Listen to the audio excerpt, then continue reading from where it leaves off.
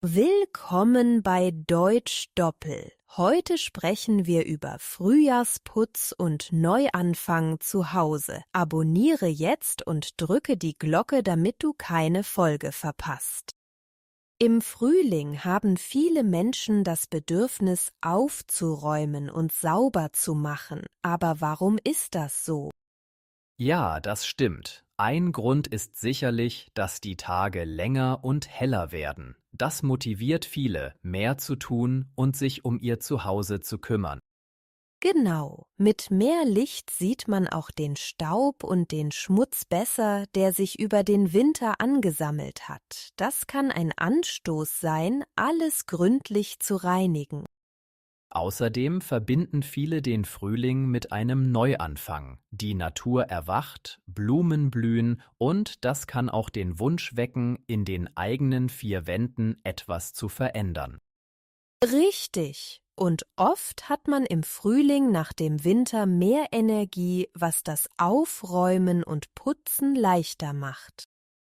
Manche Menschen nutzen den Frühjahrsputz auch, um sich von Dingen zu trennen, die sie nicht mehr brauchen. Das schafft Platz und kann sehr befreiend wirken. Ja, weniger Dinge bedeuten auch weniger Unordnung. Das kann den Alltag einfacher und stressfreier machen. Ein aufgeräumtes Zuhause kann auch die Stimmung heben. Es fühlt sich gut an, wenn alles sauber und ordentlich ist. Und nicht zu vergessen, ein gründlicher Frühjahrsputz kann auch gesundheitliche Vorteile haben. Staub und Schmutz entfernen ist gut für die Luftqualität. Das stimmt. Besonders Allergiker profitieren davon, wenn weniger Staub in der Luft ist. Manche Menschen planen den Frühjahrsputz sogar im Voraus. Sie erstellen eine Liste mit Aufgaben, die sie erledigen wollen.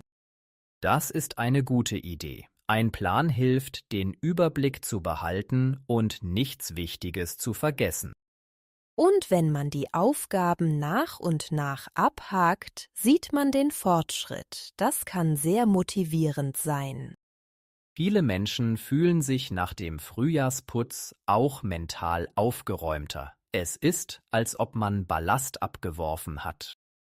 Es ist interessant, wie eng das körperliche Aufräumen mit dem inneren Wohlbefinden verbunden ist.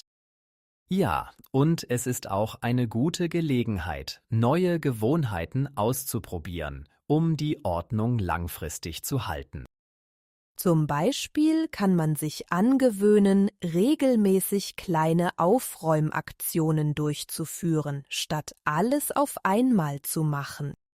Das macht den Aufwand kleiner und verhindert, dass sich wieder zu viel Unordnung ansammelt. Und manchmal reicht es schon, jeden Tag ein paar Minuten aufzuräumen, um viel zu erreichen. Wichtig ist, dass man sich dabei wohlfühlt und nicht unter Druck setzt. Jeder hat sein eigenes Tempo. Genau, der Frühjahrsputz soll ja eine positive Erfahrung sein und keinen Stress verursachen. Vielleicht entdeckt man dabei auch neue Einrichtungsideen oder findet alte Schätze, die man schon vergessen hatte. Ja, es kann richtig Spaß machen, Dinge neu zu ordnen und zu sehen, wie alles wieder frisch und neu aussieht. Beim Putzen zu Hause gibt es viele verschiedene Aufgaben. Manche Menschen fangen gern mit dem Wohnzimmer an. Ja, das Wohnzimmer ist oft der Ort, an dem man sich am meisten aufhält. Da hilft es, wenn alles sauber und ordentlich ist. Viele beginnen mit dem Staubwischen. Es ist erstaunlich, wie viel Staub sich auf Möbeln und Regalen ansammeln kann. Und nicht zu vergessen das Staubsaugen. Teppiche und Böden sauber zu halten, macht einen großen Unterschied. In der Küche gibt es auch viel zu tun. Die Arbeitsflächen und der Herd müssen regelmäßig gereinigt werden. Genau. Und der Kühlschrank sollte auch ab und zu ausgeräumt und geputzt werden, um schlechte Gerüche zu vermeiden. Im Badezimmer sind der Spiegel und das Waschbecken oft die ersten, die geputzt werden. Sie sehen schnell schmutzig aus. Ja, und die Dusche oder Badewanne brauchen auch Aufmerksamkeit. Kalk- und Seifenreste setzen sich schnell ab. Fensterputzen steht auch auf vielen Listen. Saubere Fenster lassen mehr Licht ins Haus und verbessern die Aussicht. Manche Menschen haben feste Tage, an denen sie bestimmte Aufgaben erledigen, um alles im Griff zu behalten. Das hilft, den Überblick zu behalten und sorgt dafür, dass nichts Wichtiges vergessen wird. Ein anderer wichtiger Aspekt ist das Aufräumen. Unordnung kann schnell entstehen, besonders wenn man viele Dinge hat. Ein guter Tipp ist, einen festen Platz für alles zu haben. Das macht das Aufräumen einfacher. Es kann auch helfen, regelmäßig auszusortieren. Dinge, die man nicht mehr braucht, kann man verschenken oder recyceln. Das schafft Platz und sorgt dafür, dass man sich wohler fühlt. Ein aufgeräumtes Zuhause wirkt oft größer und heller. Und wer regelmäßig putzt und aufräumt, hat weniger Arbeit. Kleine Schritte sind oft effektiver als ein großer. Es ist auch wichtig, sich nicht zu viel auf einmal vorzunehmen. Jeder hat sein eigenes Tempo und das ist in Ordnung. Das stimmt. Putzen soll nicht zur Last werden, sondern eine angenehme Aufgabe sein, die man gut in den Alltag integrieren kann. Vielleicht kann man Musik oder einen Podcast hören, um die Arbeit angenehmer zu gestalten. Oder man verbindet das Putzen mit einer kleinen Belohnung, wie einem leckeren Getränk danach. So bleibt die Motivation hoch und man freut sich darauf, das Ergebnis zu sehen. Welche Aufgabe beim Putzen macht euch am meisten Spaß oder fällt euch besonders leicht? Ein Neuanfang im Alltag kann eine gute Gelegenheit sein, um neue Gewohnheiten zu entwickeln. Der Frühling ist dafür perfekt, findest du nicht? Auf jeden Fall. Die Tage werden länger und die Sonne scheint häufiger. Das motiviert viele Menschen, etwas Neues zu beginnen oder etwas Altes zu ändern. Genau, man könnte zum Beispiel mit dem Fahrrad zur Arbeit fahren, anstatt das Auto zu nehmen. Das ist gut für die Gesundheit und spart Geld. Das ist eine tolle Idee. Oder man könnte sich vornehmen, mehr Zeit draußen zu verbringen, sei es im Garten oder bei einem Spaziergang. Ja, frische Luft tut immer gut. Und wie wäre es, mehr Gemüse in den Speiseplan aufzunehmen? Im Frühling gibt es viele frische Sorten. Das stimmt. Man könnte neue Rezepte ausprobieren oder öfter selbst kochen. Das macht Spaß und ist oft gesünder als Fertiggerichte. Einige Menschen nutzen den Frühling auch, um ein neues Hobby zu beginnen. Hast du schon mal darüber nachgedacht? Ja, ich habe überlegt, vielleicht mit dem Malen zu starten. Es ist eine kreative Tätigkeit und man kann dabei gut entspannen. Das klingt schön. Andere finden vielleicht Freude am Gärtnern. Es ist beruhigend und man sieht schnell Ergebnisse. Richtig. Und wenn man keinen Garten hat, kann man auch Pflanzen auf dem Balkon oder in der Wohnung pflegen. Pflanzen bringen ein Stück Natur ins Haus und verbessern die Luftqualität. Das ist ein schöner Nebeneffekt. Nicht zu vergessen, dass ein kleines Projekt im Frühling auch die Chance bietet, neue Menschen kennenzulernen. Vielleicht in einem Kurs oder einer Gruppe. Ja, soziale Kontakte sind wichtig und gemeinsam macht vieles mehr Spaß. Man kann sich gegenseitig motivieren und unterstützen. Wenn man mal einen weniger guten Tag hat, hilft es oft, kleine Ziele zu setzen. Das gibt ein Gefühl von Erfolg. Genau. Kleine Veränderungen können eine große Wirkung haben. Es ist nicht nötig, alles auf einmal zu ändern. Das Wichtigste ist, dass man sich wohlfühlt und den eigenen Rhythmus findet. Jeder Schritt zählt. Und wenn man einmal begonnen hat, sich etwas Neues vorzunehmen, merkt man oft, dass es gar nicht so schwer ist. Stimmt, und es tut gut zu sehen, dass man mit kleinen Schritten viel erreichen kann. Das gibt Selbstvertrauen. Der Frühling ist einfach eine tolle Zeit, um frische Energie zu tanken und neue Wege zu gehen. Ja, und es ist schön, sich dafür Zeit zu nehmen und zu genießen, was man erreicht hat. Was ist eine kleine Veränderung, die du gerne in deinem Alltag einführen würdest, um dich wohler zu fühlen?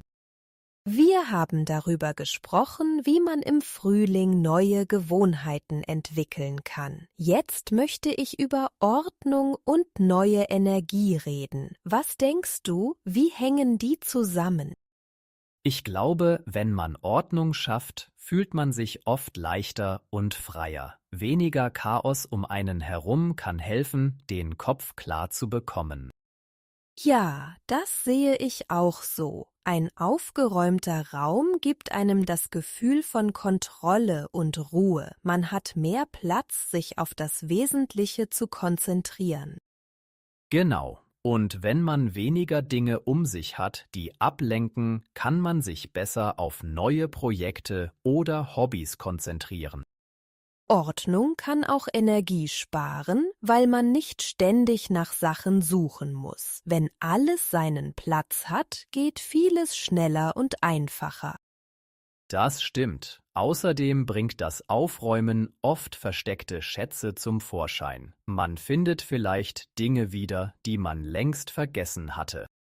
Ja, das kann richtig spannend sein. Und wenn man sich von unnötigen Dingen trennt, schafft das Platz für Neues, sowohl im Raum als auch im Kopf.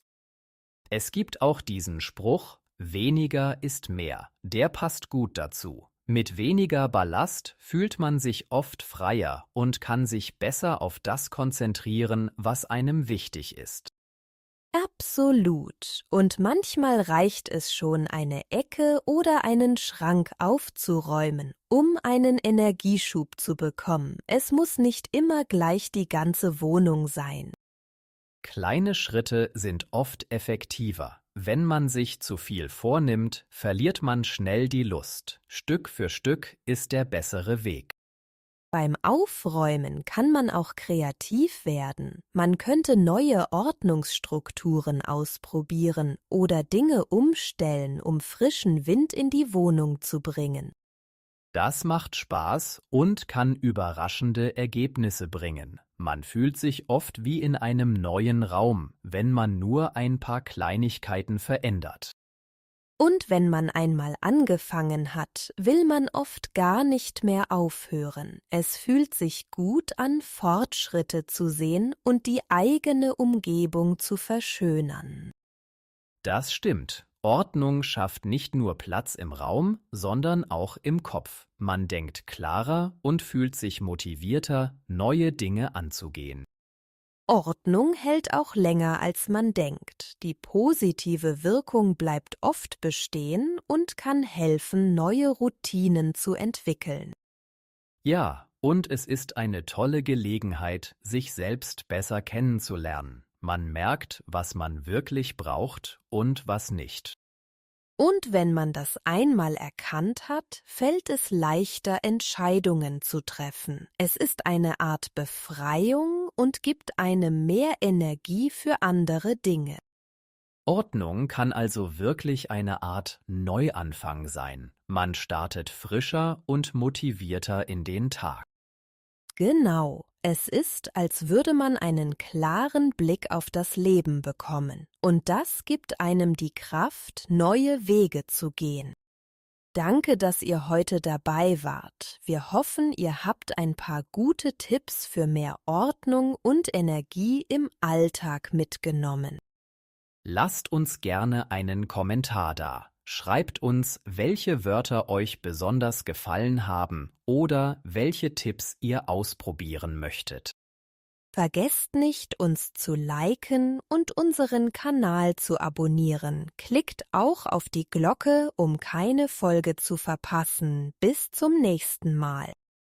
Ja, macht's gut und bleibt motiviert. Wir freuen uns schon auf die nächste Folge mit euch. Tschüss. Die Gewohnheit. Viele Menschen versuchen, im Frühling neue Gewohnheiten zu entwickeln. Eine gesunde Gewohnheit könnte sein, mehr Wasser zu trinken. Das Auto. Man könnte öfter mit dem Fahrrad fahren, anstatt das Auto zu nehmen. Das Auto bleibt dadurch häufiger in der Garage stehen. Die Gesundheit. Mit dem Fahrrad zur Arbeit zu fahren, ist gut für die Gesundheit. Gesundheit ist ein wichtiges Thema für viele Menschen. Der Frühling. Der Frühling ist eine Zeit des Neuanfangs und der Erneuerung. Im Frühling blühen die Blumen und die Tage werden länger. Das Gemüse. Mehr Gemüse in den Speiseplan aufzunehmen, ist eine gute Idee. Frisches Gemüse gibt es besonders im Frühling in großer Vielfalt.